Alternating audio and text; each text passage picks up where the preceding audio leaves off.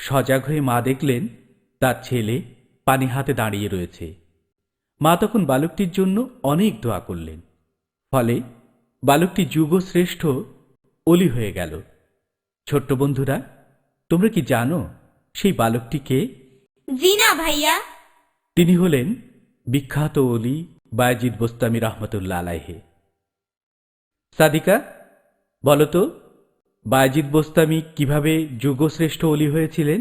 মায়ের খেদমত করে ভাইয়া।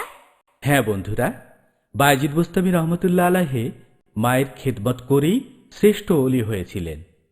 তাই আমাদেরও উচিত মাতা পিতার খেদমত করা, কারণ মাতা পিতার খেদমত করতে আল্লাহ পাক আমাদের নির্দেশ দিয়েছেন। রাসূলুল্লাহ সাল্লাল্লাহু আলাইহি সাল্লাম বলেছেন, মাতা পিতার পদতলে সন্তানের বেহেশত। তিনি আরও বলেছেন, মাতা পিতার সন্তুষ্টিতে আল্লাহর সন্তুষ্টি, আর তাদের অসন্তুষ্টিতে